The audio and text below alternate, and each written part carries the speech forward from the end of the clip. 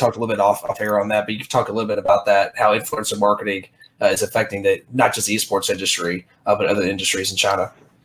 Yeah, I mean, influencer marketing is huge in China, and it's always been something that, makes a lot of logical sense there. There's an inherent distrust of the government because they're not choosing that government and they're not voting for it. So everybody kind of takes what the government says with a grain of salt.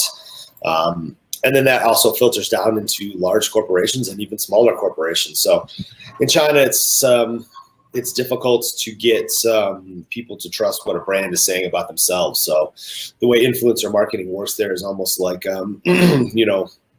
somebody who's a trusted voice in the village and the community that is able to bring a product and kind of vouch for a product or a brand where people have some type of relationship with the influencer, and kind of present that product to the group, so that they can, there is a little more of that bridge in trust.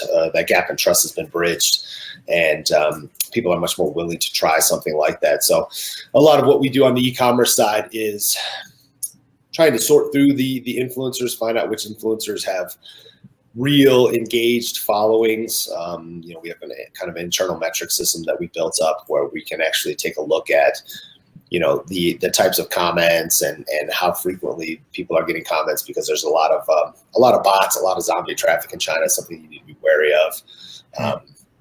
And then again, I think with influencer marketing in general, people that just want to approach that as saying, oh, well, this guy's got, 150,000 units of engagement, as opposed to somebody else who has 80,000. But if that 80,000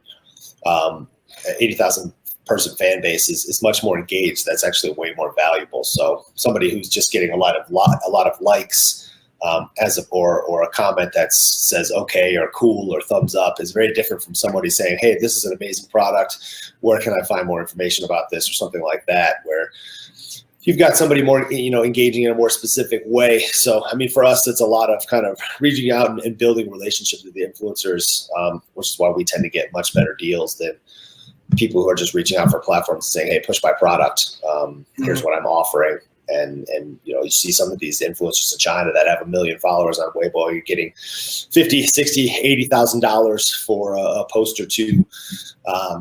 And for some of these companies, it works, but we're not slinging Pepsi with Bruno Mars at the Super Bowl here. We're trying to build up, a base of influencers that have strong engagement and have a real connection with their fan bases. And, that's kind of ubiquitous across every industry, whether you're selling financial products, whether you're selling, physical products, whether you're selling esports, and kind of engaging with that fan base. So that's been an interesting experience for us.